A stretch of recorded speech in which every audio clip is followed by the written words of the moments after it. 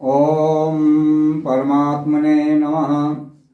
कृष्णाय वासुदेवाय हरे परमात्मने प्रणतक्लेशनाशाय गोविंदाय नमो नमः। प्रिय मित्रों, मैं उपेंद्र नारायण मिश्र यूट्यूब चैनल के माध्यम से आप सभी लोगों का हार्दिक स्वागत करता हूँ, अभिवंदन करता हूँ। प्रिय मित्रों, मैं ये कार्य जन कल्याण के लिए कर रहा हूँ। हमारे समाज में जो इससे अनभिज्ञ हैं, तो मेरा सिर्फ यही भाव है कि लोगों को अधिक से अधिक जानकारी प्राप्त हो सके और लोग ज़्यादा से ज़्यादा इसका लाभ प्राप्त हो सकें। प्रायः आज समाज में ये देखा जाता है, सभी लोग कई प्रकार के ग्रहों से ग्रसित होते हैं। उन ग्रहों के दुष्प्रभाव से लोग अनेक प्रकार के कष्ट भी झेलते हैं और जिसको जानकारी नहीं है वो भी अनेक प्रकार के झंझावातों से अपना जीवन व्यतीत करते हैं। तो प्रिय मित्रों, मैं आज आपको इस चैनल के माध्यम से शनि ग्रह का क्या प्रभाव होता है, शनि की 7.5 कैसे प्रभावित करती है और शनि की ढैया कैसे किन किन राशियों को प्रभावित करती है, ये मैं विस्तार से आप लोगों को बताने जा रहा हूँ और इसका सटीक और सरल उपाय भी आप लोगों को बताऊंगा। तो सबसे पहले प्रिय मित्रों, आप ये जान लें, यदि आपके पास जन्मांक चक्र है या कुंडली है, तो शनि की जो चाल है वो सबसे धीमी चाल है। सभी ग्रहों में बहुत धीरे धीरे ये शनि ग्रह चलते हैं और एक राशि में व्यतीत होने का उनको 2.5 वर्ष का समय व्यतीत हो जाता है। तो जो ये शनि की 7.5 कहा जाता है, ये शनि देव 3 राशियों को प्रभावित करते हैं। शनि जिस राशि में वर्तमान में चल रहे हों, तो उसके आगे और पीछे दोनों राशियों को प्रभावित करते हैं। जिस राशि में है उसको तो प्रभावित करते ही हैं, लेकिन प्रारंभ जो है पीछे की राशि से शुरू होते हैं। तो शनि 2.5 वर्ष तक पिछली राशि में रहेंगे, उसके बाद जिस राशि में है 2.5 वर्ष तक उस राशि में रहते हैं, उसके बाद फिर 2.5 वर्ष तक आगे वाली राशि में रहते हैं। तो इस प्रकार से ये शनि को 7.5 भी इसीलिए कहा जाता है कि ये 7.5 वर्ष तक अनेक प्रकार के कष्ट देते हैं, अनेक प्रकार के झंझावातों से मनुष्यों को उलझा देते हैं। जैसे इस समय वर्तमान में शनि मकर राशि में चल रहे हैं, तो मकर राशि के पीछे की जो राशि होगी वो धनु राशि होगी, यानी 9 नंबर। मकर राशि मतलब 10 नंबर। आगे की जो राशि होगी कुंभ, वो 11 नंबर। तो इस प्रकार से इस समय वर्तमान समय में धनु, मकर और कुंभ इन 3 राशियों को ये शनिदेव प्रभावित कर रहे हैं। धन से 2.5 वर्ष व्यतीत हो चुका है। अब मकर राशि में भी लगभग 1 वर्ष व्यतीत हो चुका है। और तो शनि का जो 5 वर्ष तक का समय होता है वो बहुत ही कष्टदायक होता है।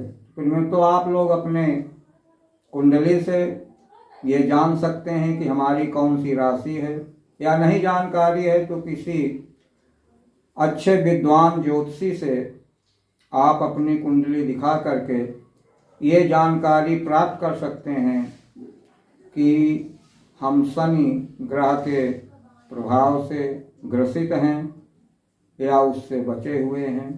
तो फिर मित्रों, ये शनिदेव अपने जो मित्र होते हैं या सुगृही होते हैं तो उनको तो कम कष्ट पहुंचाते हैं, लेकिन जो इनकी शत्रु की राशि होती है उनको ज़्यादा ये प्रभावित करते हैं, ज़्यादा कष्ट पहुंचाते हैं। तो ये तो रही सन के 7.5 का प्रभाव और विचार करने की आवश्यकता। इसके बाद आते हैं शनि की ढैया, यानी शनि जो है 2.5 वर्ष तक जो उसी राशियों में रहता है, तो कैसे देखा जाता है कि शनि की ढैया है कि नहीं है। तो फिर मित्रों, इसको अगर आप थोड़ा सा भी जानकार हैं तो स्वयं भी जान सकते हैं, यदि नहीं जानकार हैं तो किसी विद्वान ज्योतिषी के द्वारा भी आप जान सकते हैं। जैसे किसी की व्यक्ति की जो राशि हो, उस राशि से यदि शनि देव 4थे और 8वें यदि हैं तो वह शनि की ढैया कही जाती है। मान लीजिए किसी की तुला राशि है और वर्तमान में शनि मकर राशि पे चल रहे हैं, तो तुला से जब आप गिनेंगे तुला, वृश्चिक, धन, मकर, तो तुला राशि वालों के लिए शनि की ढैया चल रही है, 4थे में शनि पड़ रहे हैं। इसके बाद मान लीजिए किसी की दूसरी राशि हो, उससे 8वें घर में शनि वर्तमान में पड़ रहे हों तो वो भी शनि की ढैया कही जाती है। इसमें विशेष सावधानी रखने की आवश्यकता है। इस ढैया में शनि की 7.5 में आकस्मिक दुर्घटनाएं भी होती रहती हैं। तो प्रिय मित्रों, इसके निवारण के लिए बहुत ही सटीक उपाय आपको बता रहा हूं, जिसको करने मात्र से आप इस शनिदेव के ग्रह से आप बच सकते हैं। उपाय में ये है कि प्रतिदिन आप, जब तक ये दुष्प्रभाव आपके ऊपर चल रहा है, तो प्रतिदिन हनुमान जी की आराधना करें। हनुमान चालीसा, बजरंग बाण और सुंदर कांड का पाठ आप अवश्य करें। शनिवार के दिन पीपल के पेड़ के पास जा करके तिल का तेल या सरसों के तेल का एक दीपक जलाएं, उसमें थोड़ा सा काला तिल छोड़ दें। दिन डूबने के बाद में पीपल को मत छुएं। गोधूली के समय आप ये दीपक जलाएं। और यदि प्रतिदिन नहीं कर सकते हैं तो ये सुंदर कांड का पाठ और हनुमान चालीसा, बजरंग बाण का पाठ, ये आप मंगल शनिवार को अवश्य करें। या इसके निवारण के लिए शनि स्तोत्र का भी पाठ बताया गया है। तो शनि की प्रसन्नता के लिए शनि स्तोत्र का पाठ करें। और ज़्यादा ग्रसित हैं तो इसका जप भी आप स्वयं कर सकते हैं या किसी ब्राह्मण के द्वारा करा सकते हैं। और फिर जप पूरा होने के बाद में शमी की लकड़ी की 108 लकड़ी उंगली के बराबर हो, उससे हवन करना चाहिए। यदि शनि मार्गेश ग्रह हैं तो ज़्यादा प्रभावित करते हैं, तो दोनों तरफ से शनि अनिष्टकारी हो रहे हैं। एक तो सन की 7.5 भी चल रही है और शनि मार्गेश ग्रह भी है, तो दोनों तरफ से जब कोई व्यक्ति, कोई जातक प्रभावित होता है तो वह बहुत ही दुख पाता है। तो उस समय उसके निवारण के लिए किसी योग ब्राह्मण के द्वारा सपाद लक्ष्य महामृत्युंजय का जप करवाना चाहिए। उस महामृत्युंजय के जप के द्वारा आपके जितने भी कष्ट हैं उसका निवारण हो जाएगा और आप खुशहाल हो जाएंगे, धन समृद्धवान हो जाएंगे और परिवार में सुख शांति बनी रहेगी। प्रिय मित्रों, इस प्रकार से ये सरल दोनों उपाय मैंने बतलाया। आप स्वयं अपने से भी कर सकते हैं। बहुत ज़्यादा परेशान हैं तो उस समय मानसिक उलझन बहुत होती है, आप स्वयं नहीं कर सकते हैं तो किसी ब्राह्मण के द्वारा आप ये अनुष्ठान करवा सकते हैं और इससे आप छुटकारा पा सकते हैं। आप अपने जीवन को सुख और समृद्धवान बना सकते हैं।